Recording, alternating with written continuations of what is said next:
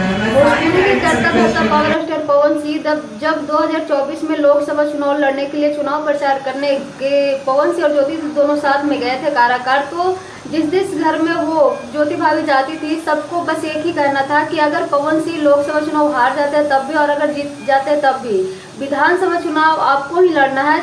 नमस्कार दोस्तों, Radhe Radhe. I hope आप लोग अच्छे होंगे, मस्त होंगे, स्वस्थ होंगे। अगर चैनल पर आए हैं तो चैनल सब्सक्राइब करके एक प्यारा सा लाइक कमेंट जरूर करें। ज्योति भाभी के काराकाट के जनता ने ही इतना ज़्यादा प्रेरित किया है कि वो विधानसभा चुनाव लड़ने के लिए एकदम तैयार है और जनता के वजह से, उनके सपोर्ट की वजह से ही वो आगे बढ़ रही है। अभी देख सकते हैं कि ज्योति सिंह के हर एक के घर में भी उठना बैठना और सबको बस यही करना है कि भले पवन सिंह भी लोकसभा चुनाव हार गए लेकिन ज्योति भाभी को यानी काराकाट के बेटी और बहू को ज्योति सिंह को यहाँ से जीतना होगा, क्योंकि हम सब ज्योति सिंह के सपोर्ट में हैं। और ये चुनाव लड़ने का निर्णय जो ज्योति भाभी ने लिया है वो सिर्फ और सिर्फ जनता की वजह से ही लिया है, क्योंकि जनता ने जिस तरीके से ज्योति भाभी पर विश्वास करके पवन सिंह को वोट डाला था और इस बार ज्योति भाभी के विश्वास पर ही ज्योति सिंह को वोट डालेगी। और ये बहुत ही बड़ी बात है, क्योंकि जनता का विश्वास होना बहुत ही ज़्यादा ज़रूरत होता है। और जिस तरीके से वो अपना विश्वास जगा के वो वोट डालती है